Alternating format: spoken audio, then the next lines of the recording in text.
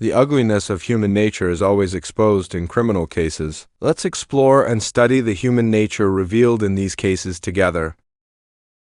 In the summer of 2004, a substitute teacher from Michigan was perusing the news online when he was unexpectedly captivated by a report. As the report stated, since January 1974, a serial killer had been at large in Kansas. Not only was his method of killing brutal, but he also taunted the police and boasted about his murders by sending letters to the media after committing the crimes. Unfortunately, despite exhaustive investigations, the police were unable to confirm the true identity of this individual, and the cases attributed to him eventually became unsolved mysteries, now gathering dust for approximately 30 years.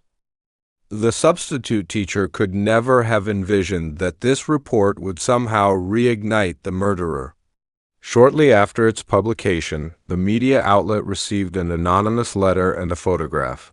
The author of the letter claimed to be the serial killer, and the person in the photo was his new victim. With the resurgence of the killer, the police launched a new round of vigorous manhunts. This case intrigued the substitute teacher, who was born and raised in Kansas. She grew up in a peaceful and respectable church community. Although her parents were strict, they were not violent. The comfortable living environment made it difficult for her to believe that such malevolent individuals could exist. Like many others following the case, she scoured all the available information, attempting to speculate who this cruel person might be. However, as the substitute teacher became increasingly engrossed in this puzzle game, a bolt from the blue struck, thrusting her directly into the eye of the storm. On February 25, 2005, the substitute teacher, who had taken the day off and intended to rest well, woke up from sleep to find a stranger in the room. The person first displayed an FBI identification badge and then asked, "Kelly Rosen, do you know who the BTK Killer is?" Confounded by the situation, Kelly replied, "Are you referring to the person wanted for murder in Kansas?" The person did not respond but continued, "Your father has just been arrested as the BT Killer." Everything originated on March 9, 1945, the day Dennis Rader was born in Pittsburgh, Kansas, the eldest of 4 children in the family. Due to his parents' occupations, the family shortly relocated to Wichita, the largest city in Kansas. There, Dennis's parents spent the majority of their time working and had no opportunity to take care of the children, which marked the beginning of Dennis's unrestrained descent into a path of no return. From the onset of elementary school, Dennis realized he was an outlier. Unlike ordinary individuals, his mind was filled with chaotic thoughts at a tender age. He would frequently bind himself with ropes and place a light-proof sack over his head, which brought him intense exhilaration. Later, Dennis was no longer content with merely tying himself. He commenced torturing small animals that appeared near his residence, employing the same method of binding and ultimately hanging them. His parents, who were negligent in child-rearing, naturally did not detect Dennis's aberrations. As he matured, Dennis eventually began to shift his focus to other individuals. When he saw someone he fancied in a magazine, Dennis would cut them out and draw ropes on the image, envisioning how to actualize his dark thoughts in reality while drawing. Without any interference, Dennis became uncontrollable. He was not only fixated on his own peculiar predilections, but also enjoyed seizing opportunities to stealthily observe nearby female neighbors or female classmates at school. Subsequently, he began to seek opportunities to break into houses and pilfer women's clothing and underwear. After each theft, he would try them on, and even attempting them on was insufficient. He had to bind himself with ropes to cease. What kind of criminal is the most terrifying? It is one who clearly recognizes his abnormality and possesses the ability to rein in his dark thoughts. Unfortunately, Dennis was such an extremely perilous embodiment of evil. Although his academic performance was mediocre in school, he was regarded as a good person. He maintained the facade of an ordinary individual and smoothly transitioned to college, then dropped out and enlisted in the U.S. Air Force, serving for 4 years in the military. After being discharged from the military, Dennis relocated with his parents to the central Kansas town of Park City, where he secured a job as an electrician at a local aircraft company. In 1971, Dennis encountered a girl there and they promptly fell in love, marrying in May of that year. After marriage, Dennis worked while pursuing his studies, and in 1973 he obtained an associate degree in electronics from a local community college. The year Dennis honed his skills was also the year he became unemployed. For Dennis, unemployment was not necessarily a detrimental occurrence. Even though he continuously suppressed it, the urge to commit crimes had already overflowed. At this juncture, he no longer required employment and had already prepared a list of potential victims, ready to actualize those dark thoughts one by one. Since he didn't have to go to work, Dennis stayed at home all day, keeping a watchful eye on the Oteros who lived nearby. He had a notebook in which he detailed the activities of each family member, when they went out, when they returned, and their recent work arrangements. Once he had gathered all the information he needed, Dennis began to plan the timing of the break-in and to assemble the necessary tools. His sinister thoughts were about to spill over into reality. On January 15, 1974, at 8 a.m., after his wife left for work, Dennis took the prepared tools and quietly made his way to the back door of the Otero home. He cut the phone line, donned a mask, and then kicked in the back door. The scene inside was somewhat unexpected. All 4 members of the Otero family were sitting neatly in the kitchen enjoying breakfast, along with their rather fierce dog, while the 2 older children had already left for school. Despite the situation being somewhat out of hand, Dennis had brought a gun. He bellowed loudly, claiming to be a fugitive who only wanted food, money, and a vehicle. He first tied up the other 3 people, then ordered Mr. Otero to let the dog out and herded the group into the bedroom. The Otero family was very compliant. They believed that this fugitive was more interested in wealth and would not harm them, not realizing that death had already tightened its grip around their throats. At this juncture, Dennis had 4 victims, Mr. and Mrs. Otero, along with their 9-year-old and 11-year-old children. He initially placed an opaque bag over Mr. Otero's head and then strangled him to death using a rope in the presence of the 2 children.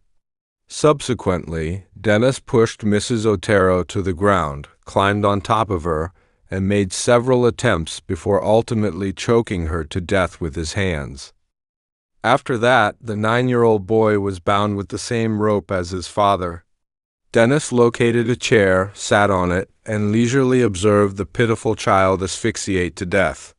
Finally, there was a little girl who had witnessed the entire ordeal. Dennis took her to the basement, brutally sexually assaulted her, and hanged her there.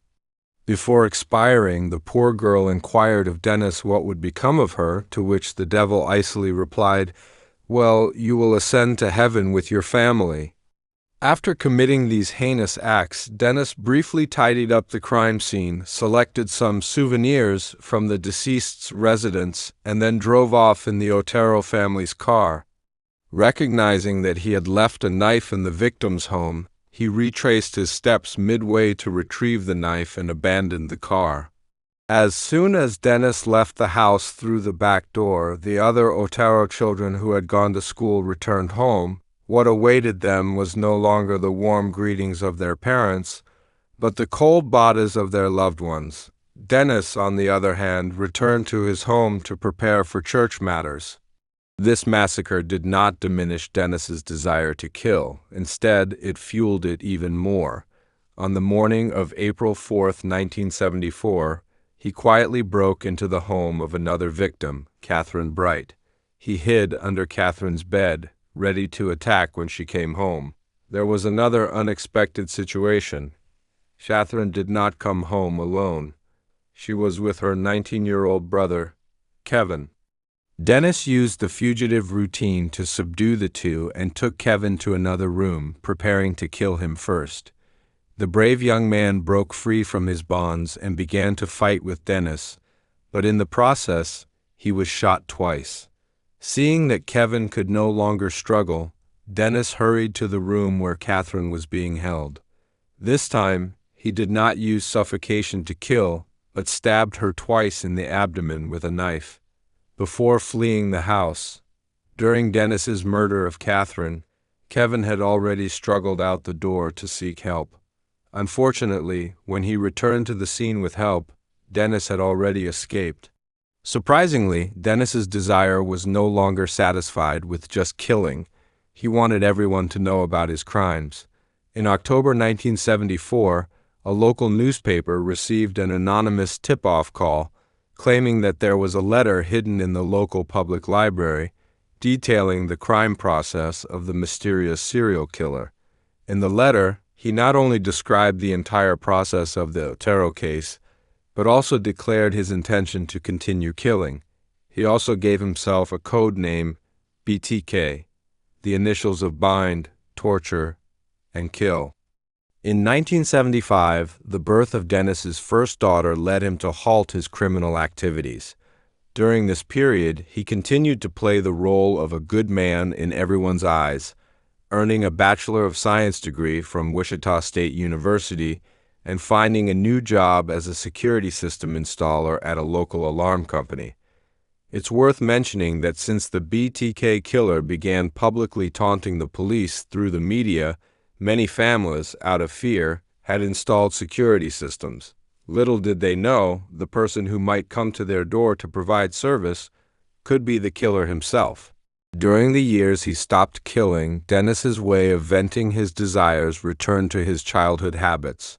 He would take several pieces of clothing and underwear from the victims' homes as souvenirs with each crime. During those years, Dennis would don these items countless times, tie himself up, dress as the victims, repeatedly reenact the scenes of him killing them, and take photos of himself. In 1977, his urge to kill surged again. In March of that year, he followed a 5-year-old boy home, pretending to be a detective, and strangled the boy's mother, Shirley, in her home. In December of the same year, he broke into the home of 25-year-old jeweler Nancy and subsequently killed her. The morning after the crime, an anonymous call was made to the police station reporting Nancy's murder. This recording was played repeatedly on television, yet no one recognized Dennis's voice. Compared to other dual-faced killers, Dennis's disguise was almost perfect because he didn't seem to care much about his family when he taunted the police after committing crimes. Dennis's wife once stumbled upon a poem he wrote related to a murder case but never suspected anything. She also noticed the poor spelling in the taunting letters was similar to that in the letters her husband wrote to her but only jokingly said, "Your spelling is like BTK's." She was aware of her husband's mysterious box but never felt curious about what was inside. In her view, Dennis was a good man, a great father, and would never do anything to harm others. Even his children couldn't believe their father would be related to the BTK Killer. When his daughter was frightened by the serial killer, it was Dennis who comforted her. These so-called bright sides made Dennis's crimes even more cruel. In 1985, Dennis even became one of the leaders of the local Boy Scout organization. On one occasion, he took his son to a Boy Scout camping trip and left the camp at night on the pretext of having a headache. He then secretly broke into the home of his 53-year-old neighbor, Marina. He would wave to this lady every morning when he went out, but now he was about to brutally kill her. After killing Marina, Dennis even took her body to the church he often attended in his car, where he posed the body in various positions and took photos. After doing all this, he casually found a shallow grave for Marina's body. In September 1986, Dennis tricked his way into Vicky's home under the pretext of repairing the phone and strangled and photographed her. In 1991, he targeted his last victim as the BTK Killer, 62-year-old Dolores.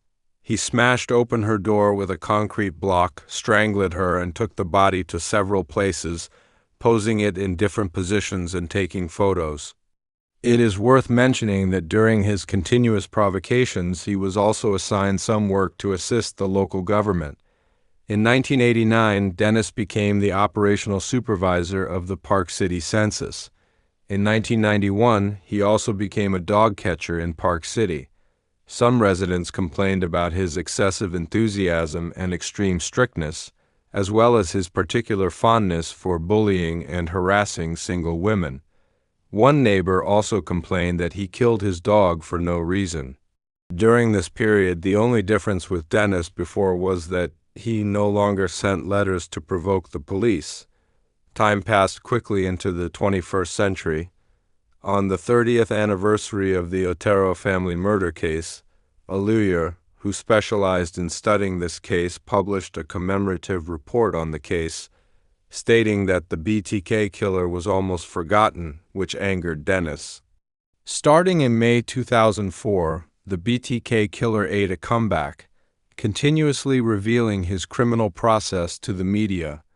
This gave the police ample time and clues to narrow down the suspects. On February 16, 2005, the audacious Dennis sent a letter, a piece of jewelry, and a floppy disk to the media. The police, using technical means, found a deleted file on the disk, which just happened to be labeled with Dennis's name, bringing this game of cat and mouse to an end. After identifying Dennis, the police extracted a sample from the victim's records and compared it with a DNA sample from Dennis's daughter, as well as a sample from Dennis himself. Upon confirmation of the match, the police quickly arrested Dennis for murder. After his arrest, Dennis did not put up much of a defense but confessed to the 10 murders he committed, taking a twisted pleasure in describing the details of his crimes.